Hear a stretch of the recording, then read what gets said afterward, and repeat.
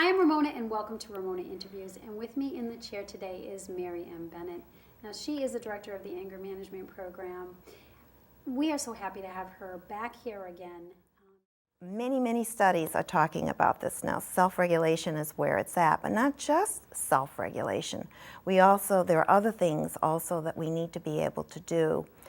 We need to be able to stop. I just did a group just before I got here, and we were focusing on the way people think, noticing just because you think it doesn't make it true. Mm-hmm. To be able to notice that if your thoughts are not rational, you want to notice that how strong your feelings are. In other words, you're noticing your arousal states are up, and you're probably not going to be thinking rationally, and just step back. To learn how to step back, stop and think, and there's all different kinds of things. Not go in the heat of the moment, as it were. Not go in the heat of the moment.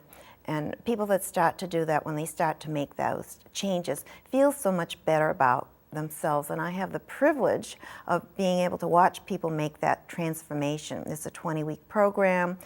This is at UMass Medical Center in Worcester, and they come in, sometimes pretty grouchy about it, and that many of them are court-ordered, or the Department of Children and Family are telling them they have to be there. But there are plenty of people that are coming in on their own also to receive this treatment.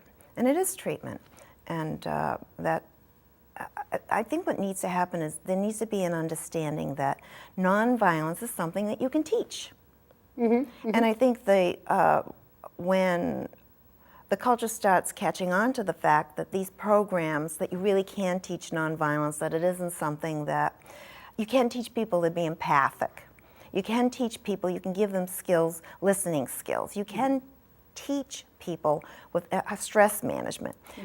You can help people to act without verbal and physical aggression. It's always a choice that they make, and helping people understand all of that takes 20 weeks.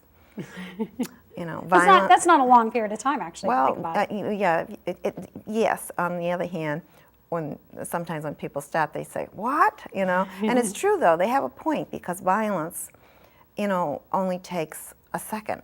And you get to see the results of that, and it can be very satisfying. We have to talk about, it can be fun, and it can be, even when I describe what I do, I'll say to people, I teach nonviolence, and they practically yawn in my face, and they have no idea what that means. Most people don't understand what it means to help people act without verbal and physical aggression. What does that mean? What does nonviolence mean? What does it entail? And I don't think enough people really believe that it's possible. Also, too, I think that people don't tend to always understand how violent we do things, or our speech. Oh, yeah. The language of being violent, tone and inflection of voice. And that, this is not to say that, everybody is, as a human being, everyone is supposed to be perfect, and that you will not get angry, or you will not raise your voice, or because I would think that would make you unhuman. I know that doesn't sound right, but to me it does. The idea is that you are aware, you are mindful of your mind and your emotions, which also ties into your adrenaline in your body and things like that. Like when you're angry, like you were talking about, being able to breathe, being able to step back. You still feel that, you just don't go with the flow of that feeling, and then allow it to take you places where then you become destructive. I actually have an example something that happened in my life. This was about a year ago. Well, no, actually it was longer than that. Anyways, I was being picked up I was going to Logan Airport. So I live an hour and a half away. So the van service picked me up to bring me to the airport, and I happened to be the only one that was in the van, because it was very, very early in the morning that I was being picked up. So I had an hour and a half with this guy who had a very different, we started talking, and he said things that I didn't agree with politically. And I decided, well, I've got an hour and a half here. I really wanted to hear what this guy had to say. I made that choice that I wanted to do that. Now, I said very, very little during the hour and a half that we were together. I really didn't talk about, what I had to say on his political view very much at all. But by the time I got to the airport, this guy said to me, "Maybe you have a point."